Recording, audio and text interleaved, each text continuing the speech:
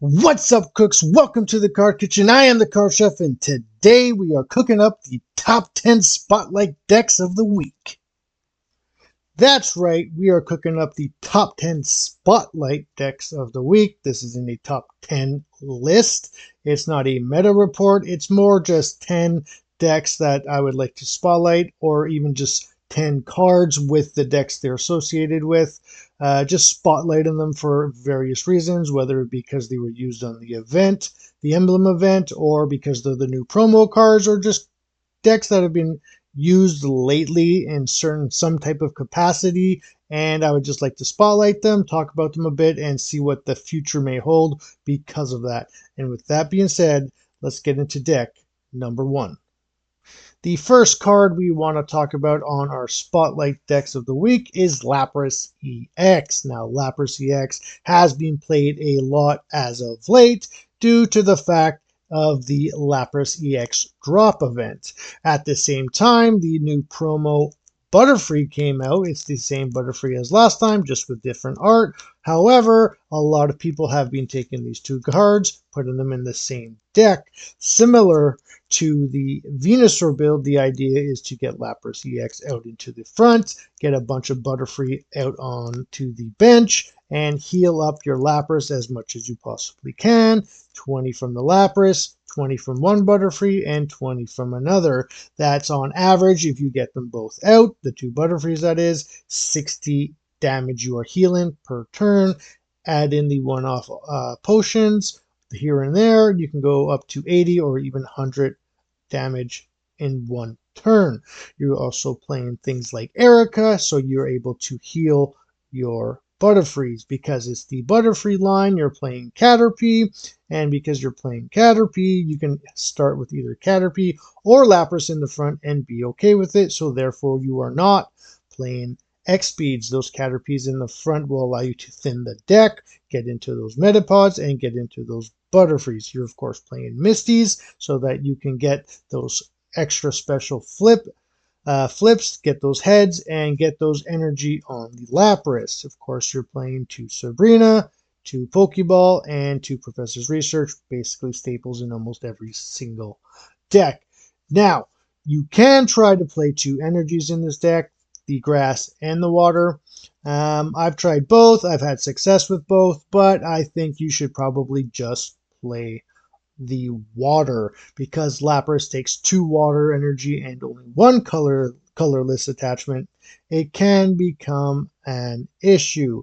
Now, going forward, will this be the deck that's played? Will Lapras be replaced with something maybe like a Vaporeon? Who is to tell? Now, with that being said, let's move on to deck and card number 2. So the next card and deck we want to talk about is the Mankey promo. This alongside the Lapras dropped as a new promo card, and it has been seeing a lot of play in a variety of different decks. In this case, we are going to focus on the Kabutops build.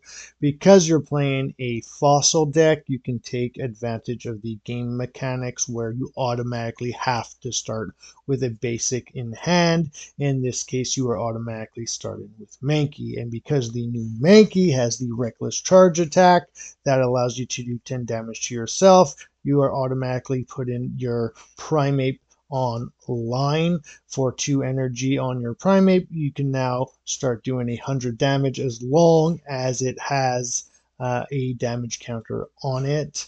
In this case, when you start, you can either attack first, put damage on yourself, or you can go second, or sorry, you can be attacked first and get damage on yourself.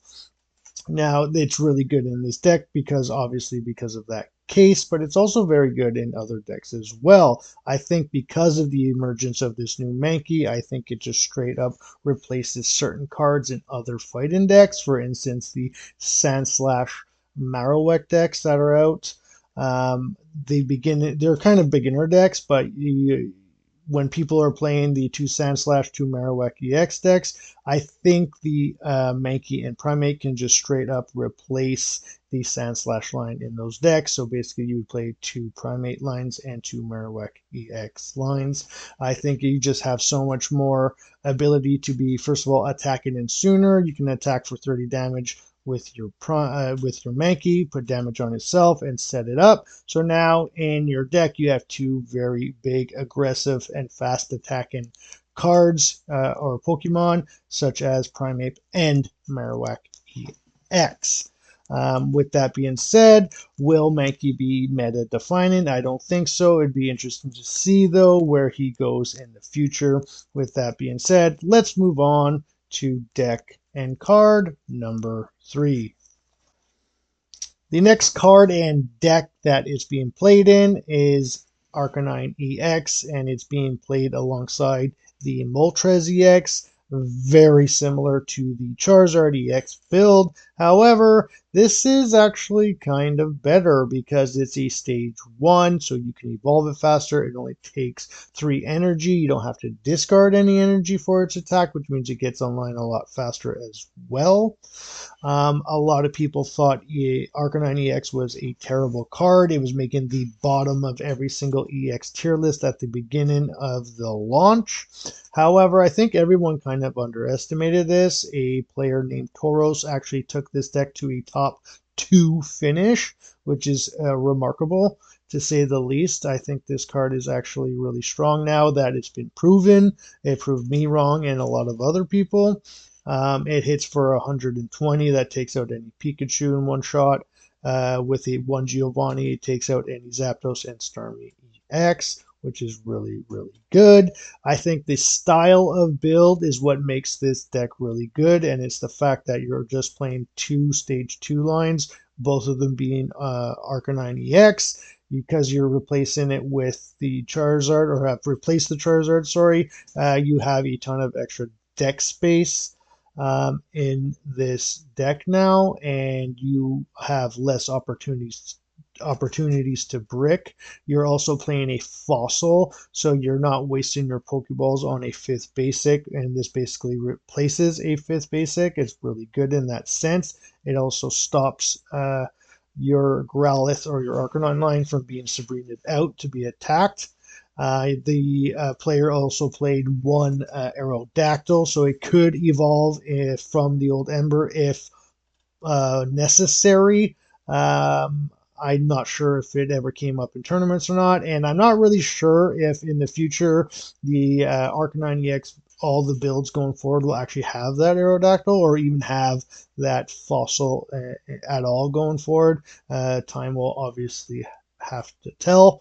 The potions are absolutely mandatory in this because Arcanine EX hits itself for 20 damage every time it attacks. You absolutely want those potions in the deck.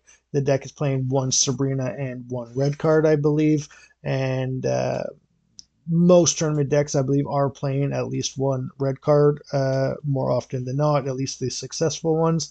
And so you'll probably continue to see that at least in tournaments. Will this deck be great on ladder? I'm not so sure, because on ladder you see a lot of things that are a lot more different. You're definitely going to see a lot more Starmie and Articuno decks on ladder, whereas in tournaments, not so much because there's so much Pikachu. So I would love to see where this deck goes and whether it actually replaces Charizard completely, or if someone finds a new fire deck and to kind of take over the fire spot in the meta scene. With that being said, let's move on to deck number 4. The next deck on the list is a Wigglytuff EX and Weezin deck. This deck was piloted by a content creator named Captain Kerr in the Pocket Invitational, which was a 16-person content creator tournament held by Spraggles and Dexter over on Spraggles' YouTube channel.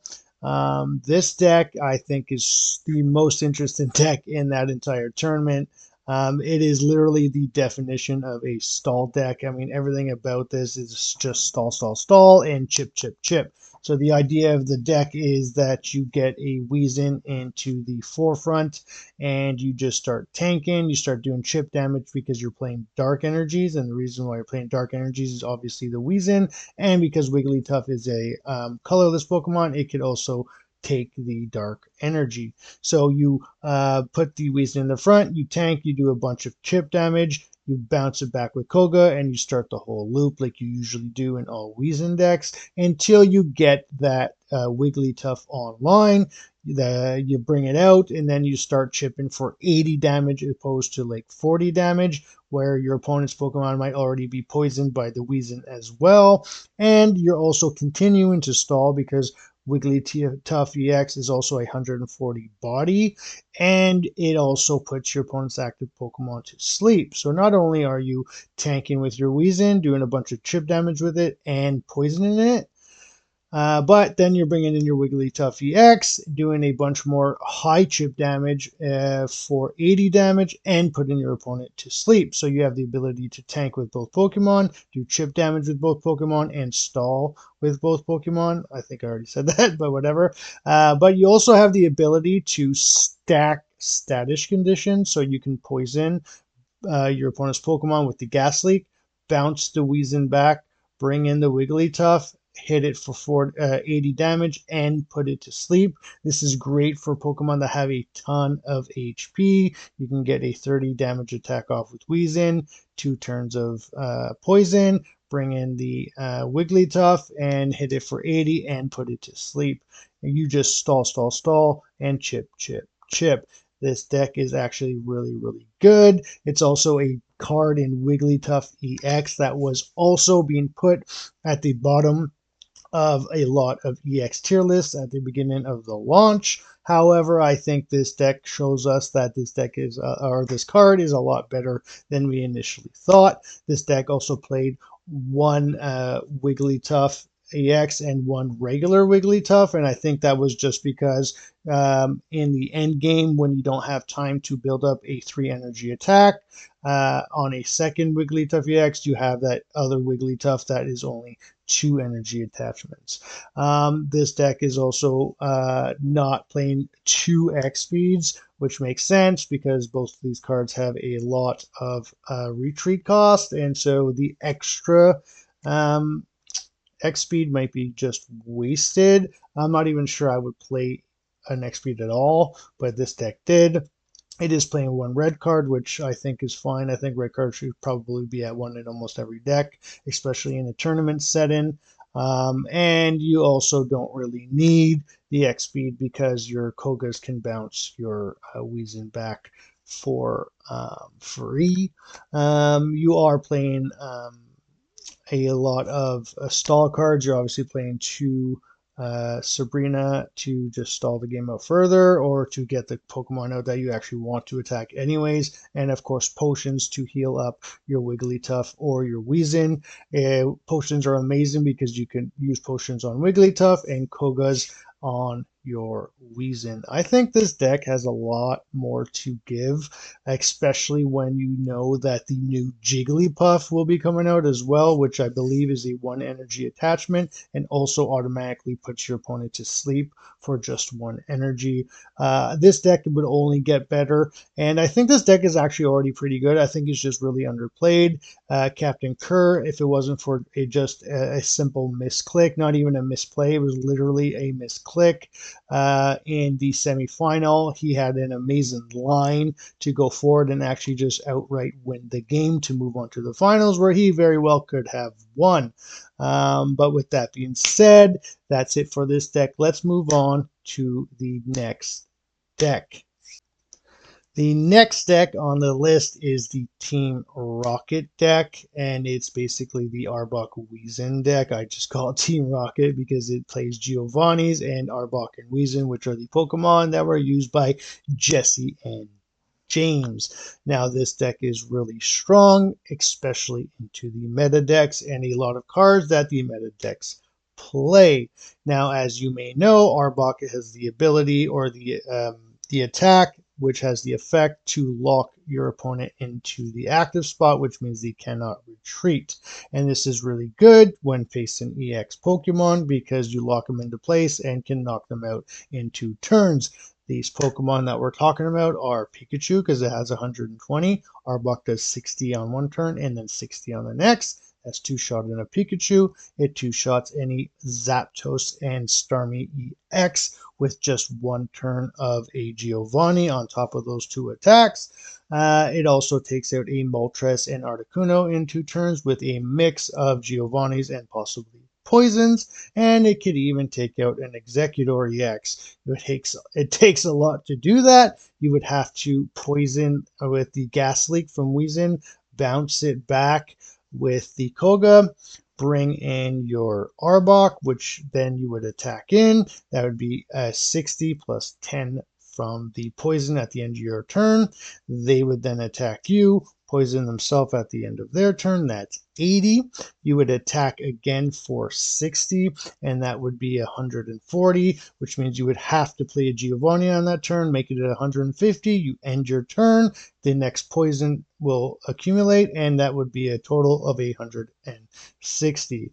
This deck is super duper good, and I would love to see where it goes in the future. I know that certain budget decks or non-EX decks, single prize decks, have been successful in tournament play, such as Blaine. I wonder if this will surpass that or not. This is a single prize deck, and the cool thing about this as well is that it's a single prize deck that could also deny your opponent any prizes at all because you're able to bounce the Weezing back with the Koga before it even gets knocked out at all. With that being said, let's move on to the next one.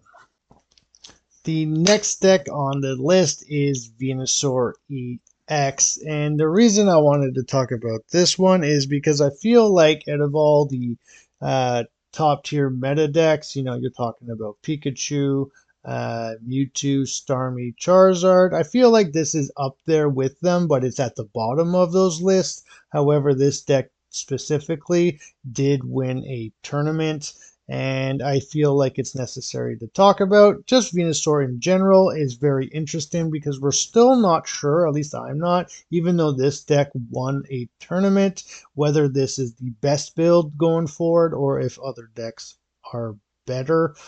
This deck is playing the Executors with the Venusaurs. It played 2 Executor and 1 Executor EX. I don't even know if this is the official build that actually won the tournament, but it's very similar, if not.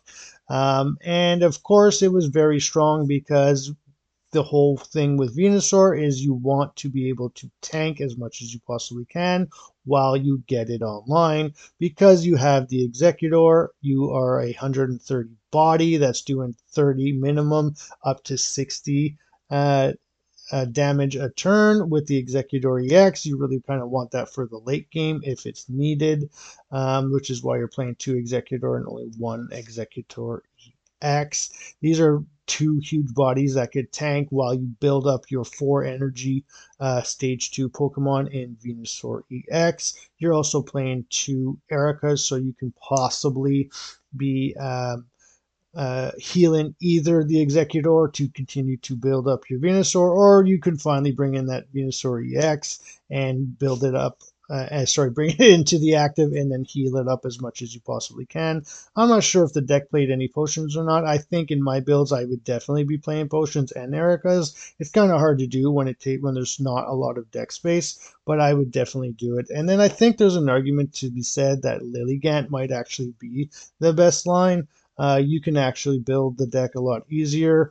Not to say that means why that's the reason why you should play it, but they are unlocked in the same pack in the Mewtwo packs. And I feel like Lilligant is the best option because it kind of the best of all worlds. It does everything this deck wants to do. You can still tank with Lilligant. It does have 100 HP on it, the stage 2 line, and it only takes 2 energy to attack. And while you're attacking, you get to ramp energy on to your Venusaur. So you get to tank for Venusaur, you get to do some early damage, and you get to ramp onto the Venusaur as well. Venusaurs definitely have a specific type of play. There's a specific way to play the deck. You definitely want in the end game to just have a Venusaur EX on the field, and that's it. Because if your opponent ends up taking out a Pokemon in the beginning, you don't want them to be able to Sabrina another Pokemon out into the forefront and take that one out as well. You want that Venusaur in the end game to be the only thing there, at least from my opinion. Again, that might change going forward. Who knows? But I do think this deck has a ton of potential, especially since Charizard continues to go down in play rate because Mewtwo and Pikachu are so strong and so overplayed, and they're just doing way better in tournaments anyways. And so because that Charizard's going to drop and then Arcanine is coming in, kind of taking its spot, you might just see fire go down a lot. And there's also water decks that are kind of gatekeeping those fire decks. So there actually might be a lot of room for Venusaur to grow in the meta if you start to see fire just to kind of dwindle off. And so we will see where it goes.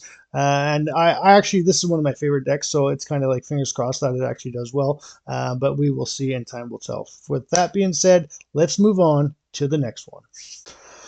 The next deck we want to talk about is Gengar EX, and the reason I want to talk about this is because I did just make a video about this, and I think it's really interesting because it's one of the only control decks that we really have in Pokemon Pocket right now. And the fact that you can combine Gengar and Gengar EX with something like a Psyduck, and all three of these cards basically lock your opponent out from playing supporters, is a really strong effect.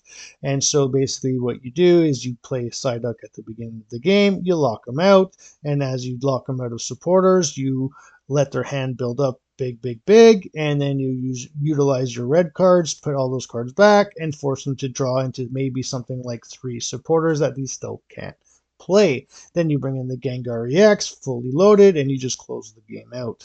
And another thing that you do is you play the regular Gengar in this deck as well, so that the second line you build up, the second Gengar line, you evolve the regular Gengar and not the Gengar EX, because you probably won't be able to get 3 energy on it, but the regular Gengar only takes 1 energy and does 50 damage for the bother attack, which also locks your opponent out from playing supporters.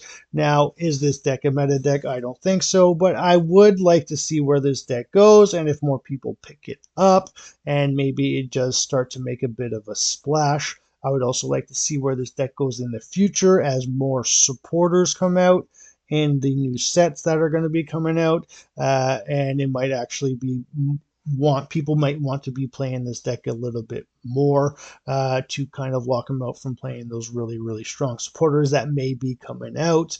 I also think that with the new Haunter coming out at some point, there's a new Haunter promo card coming out. I believe that one's actually better than the current one we have. That might help this deck out as well. And I would also like to see something like a new Psyduck, whether it's a Psyduck EX or not, I'm not sure, but a Psyduck with colorless energy, just like, or sorry, a Golduck with colorless energy, just like the Psyduck, I think would really help this deck out as well, because the current Psyduck we have takes 2 water energy, unfortunately. I am playing one in this deck. I explain why in the video.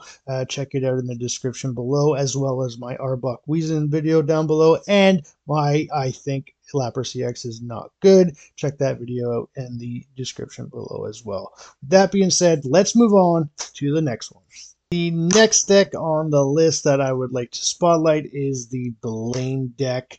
This deck is a single prize deck that is extremely aggressive, and it's been doing pretty well. I continue to see it topping in top 16s.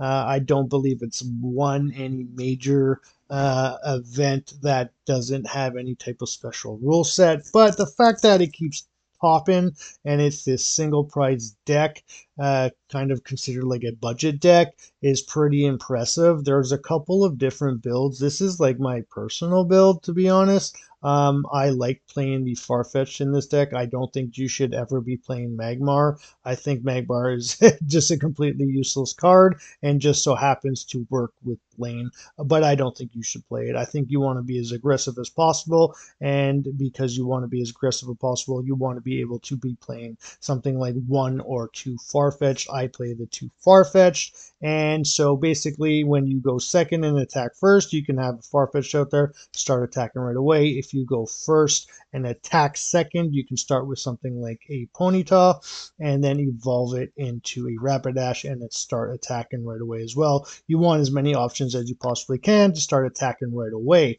And then the fact that you can like play Blaine's or Giovanni's, I'm playing two Blaine, of course, and two Giovanni because I really want to make sure that I'm being as aggressive as I can and getting over every single breakpoint that I possibly can whenever I can.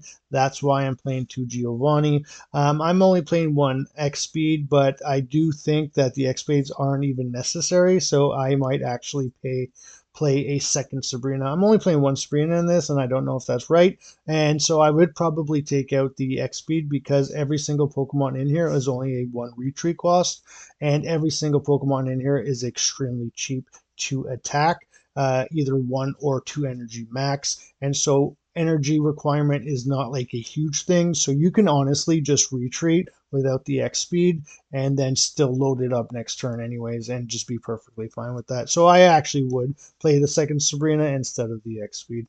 But this deck is so strong and I would really like to see where it goes, but I feel like because we kind of see where it's at, whereas a lot of the other decks we don't really know where they might be at because either one, they're not being played, or two, they haven't really had the cards to kind of put them into the meta. This deck is in the meta, but it's very low in the meta. And so I wonder what needs to happen in this deck in order to kind of get it over that hump. And I'm not really sure what that is, but hopefully we can see in the future what that holds. And with that being said, let's move on to the next one. The next deck on the list is Machamp EX. Now, Machamp EX is well, first of all, Machamp is my favorite Pokemon of all time, and I really think this deck is underutilized and underplayed for a couple of reasons, and I also think that the reasons are legit. Um, this is my personal build with it. There have been a couple of interesting builds that have made tops in tournaments, though, and those decks are mixed with things like a Marowak EX. However, I do like this type of build, and I love Machamp EX. First of all, Machamp EX is a stage 2, so I do like to play him with something like a Kangaskhan, so you can tank and also get some early chip damage in if you need it. And even if you don't start with the Kangaskhan in the front, this card has the perfect curve. Machop takes a single energy for 20 attack. Machoke takes 2 energy for 50 attack.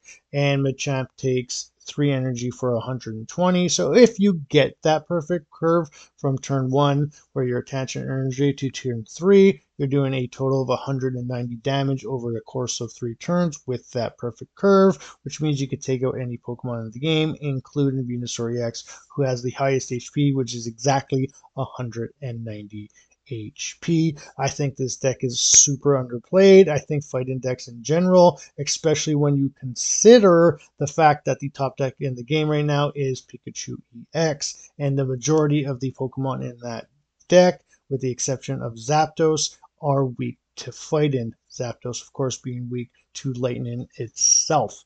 Now, I think one of the reasons why these decks are kind of underplayed, or at least this one, Machamp, is because it's also, as strong as it is against Pikachu, it's also very weak against the one of the other top decks being played, which is Mewtwo. I mean, the meta is basically like just Pikachu and Mewtwo with a bunch of other decks being kind of splashed in there and kind of um, it's kind of like a gatekeeper issue. Yeah, sure. The majority of the time, you're either going to run into Pikachu or Mewtwo, which means either one, you're going to have a really good matchup, or two, you're going to have a really bad matchup, which is probably why the Marowak EX version of the deck did pretty well, because Marowak, instead of being weak to Psychic, is weak to grass, which there's not a lot of grass in the meta right now. So basically, you have the ability to still be super strong against obviously lightning, and then be able to play the Marowak EX